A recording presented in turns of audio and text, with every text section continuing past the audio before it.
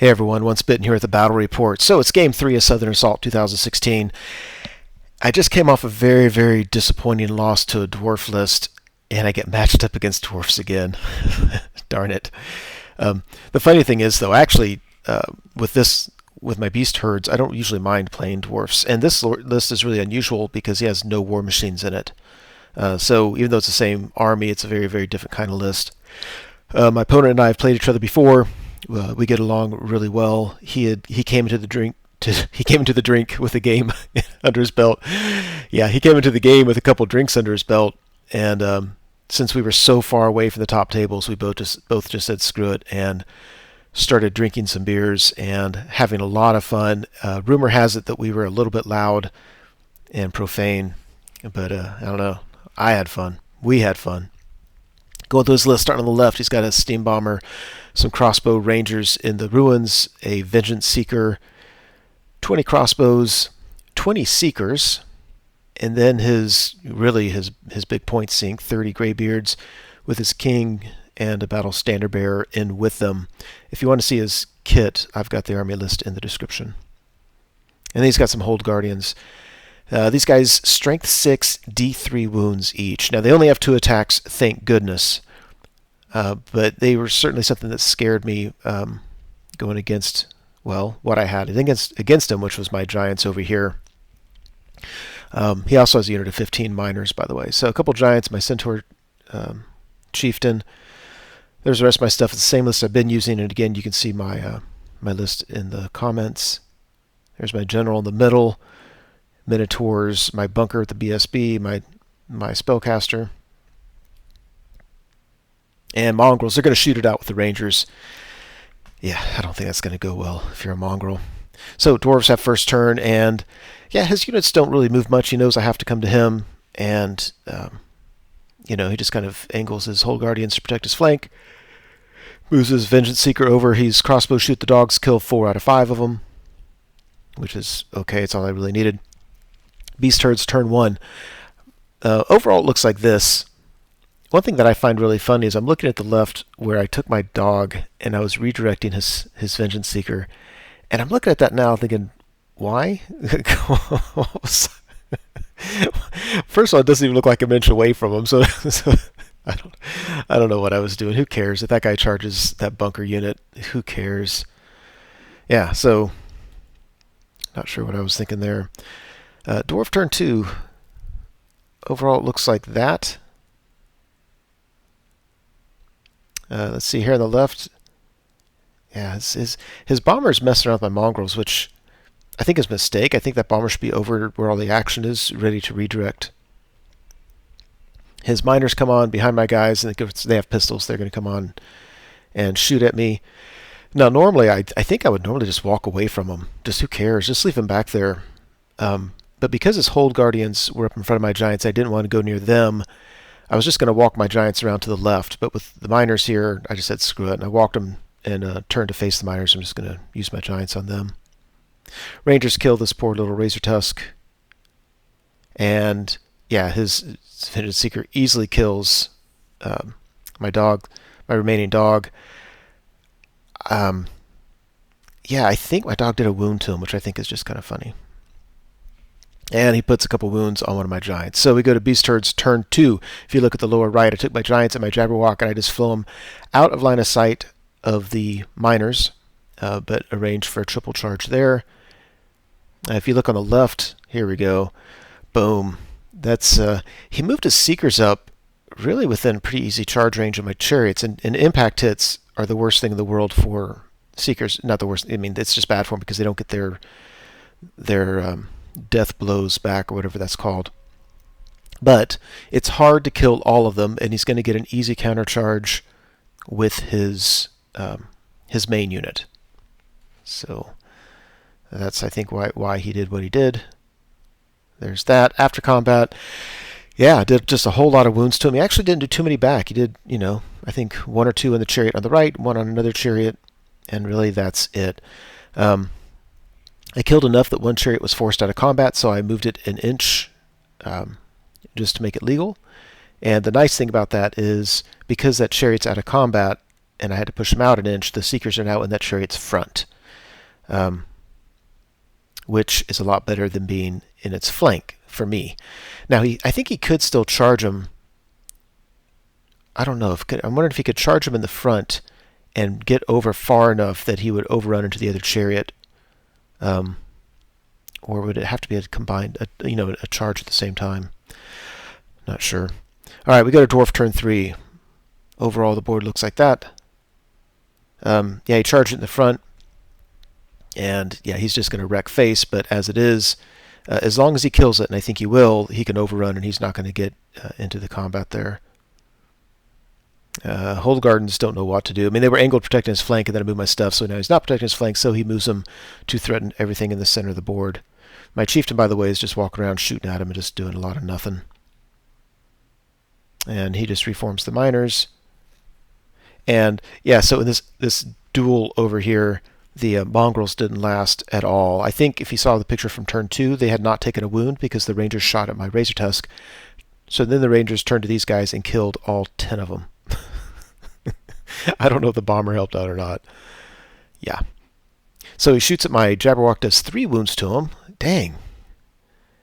And after combat, you notice the first time I killed, out of 20, I think I did 16 wounds the first time, and I did 3 wounds the second round of combat. Very disappointed with that. If you look, his Vengeance Seeker charged the flank of my general, and I'm thinking, bring it, man. I mean, I'm just gonna kill him. And even though a feral hound did a wound to this guy, my general could not wound him. And I think he did 1 wound to my general. So that was disappointing. But another chariot is pushed out of the combat. He is, as you can see him. Oh wait, go back. And if you look, his crossbows charge the flank of my my Wildhorns. So it was an iffy combat. I don't remember, to be honest, if I don't think I could have won that. I don't know. But obviously, whatever happened, I stuck around with everybody. Thank goodness. So, moving on to the Beastlord's turn. The Minotaurs are just dancing in the middle of the table. Like, they can't do anything. I didn't really want to take them in to the Seekers. I mean, I would have, but the Chariots seemed like such a better option. So they're just kind of sitting there waiting to do something. Meanwhile, my Chariot redirects his main bunker unit. I'm not terribly afraid of that unit if I can get, a few combos in there, and it looks like I'm going to be able to. But darn it all, I've got to do some wounds to the Seekers and get them off the table. Meanwhile, in the lower right-hand corner, 2 Giants and a Jabberwock charge his unit of Miners. Now, I won't have any monster ranks here because the Giants both vanguarded and the Jabberwock can fly. So there's a good chance he'll be stubborn. Or steadfast anyway. The Centaur Chieftain finally decides to hit with the Impaler and, picks off one guy, puts 2 wounds on another one. And after combat, so we finally kill the Vengeance Seeker and the last Seeker.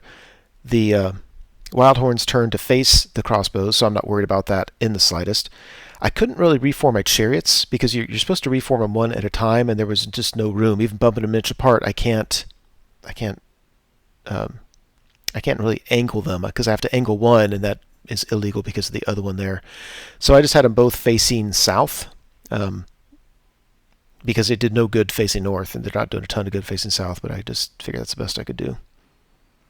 And down here, man, this, I love having 4 monsters on the table, but these monsters are so relatively fragile that even a triple charge, I mean, the unit of miners are okay, whatever, but yeah, he kills the Giant and the Jabberwock, and then I don't remember if he was steadfast or not, but regardless, he broke and ran off the table. So I won, but it cost me 2 monsters in the process. So Dwarf's turn 4.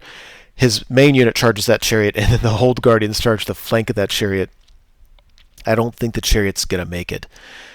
The thing is, I am set up for all these counter charges. I think my General and the other Chariot aren't going to be able to countercharge, but my Minotaurs and my Gortach are right there, and they're going to wreck face on something. So, pretty excited about that. It's just a bad time to be a Chariot. I don't even think we rolled it. I think just take it.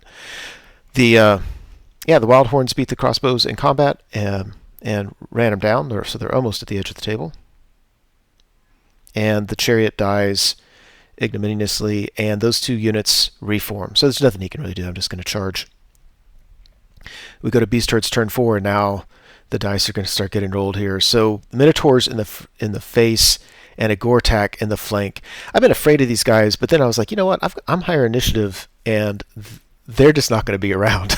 They can do D3 wounds all they want. They're not going to do a single attack on my guys unless I absolutely, totally flub it. And the angle has changed, but what happened here is we totally slaughtered them. The Gortach overran first and hit the flank of his main unit, and the Minotaurs overran and just had to stop there with the Gortach. I like the Gortach to hold up a unit like this, especially getting a charge in the flank. He can't make way with his king. He's not going to get that many attacks on me.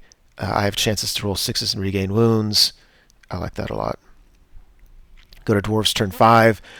Not a whole lot he can do. He has what? He has his Rangers. They're going to on the left. They're just kind of shooting stuff. He's got his bomber that at this point isn't going to. There's not a whole lot he can do that's going to really matter. Rangers put a wound on the Centaur Chieftain, so he's down to only 1 wound remaining, so he needs to just go hide. And after combat, I think I won, and we all just stuck around. So Beastlord's turn 5.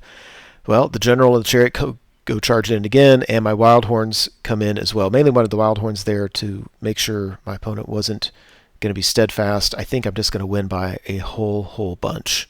Oh, and the Giant joined the fray as well, although he'll probably just die. And he doesn't, but the Gortach did, which I don't know what happened. I can't imagine the Gortach dying there, but obviously I didn't roll any 6s to regain wounds. We broke them in combat. They had Swift Stride, and so I pursued with the... I think I pursued with everything, and just... the General doesn't look like he's doing anything, but I think I rolled with everything, and he got away, which just sucks, because that was just a ton of points in that. So Dwarf turn 6, of course, he rallies. He shoots again, and luckily doesn't do anything to my Centaur Chieftain. And then it's my turn. There's nothing to do, so we just call it right there. So my opponent has a fair amount of points left with his, with his bunker unit, and I don't remember if I killed any characters or not. And his bomber and his Rangers. I've obviously have just a lot of points left. It ended up being a 20-point victory for me. So there's actually 25 points possible with scenario objectives and stuff. I don't remember the scenario objectives because I've had a real hard time getting the time to make these reports. And so now it's been just 2 weeks since I played this game. But I know that I got 20 points out of it, so nice solid win. More importantly, in a lot of ways, this game kind of turned my tournament around in terms of just having fun. I think whether I won or lost, I was going to have fun this game. We were. I heard the next day we were really loud, but it was a lot of fun. Anyway, thank you so much for watching the video. I truly hope you enjoyed it. As you know, YouTube has a variety of functions you can use to interact with videos such as this. You can like or comment on the video, you can favorite it, you can share it, and of course you can subscribe to the channel. And I encourage you to do any or all of those things as a way of interacting between viewer and producer. As always, I appreciate your patronage on the channel and wish you all the best.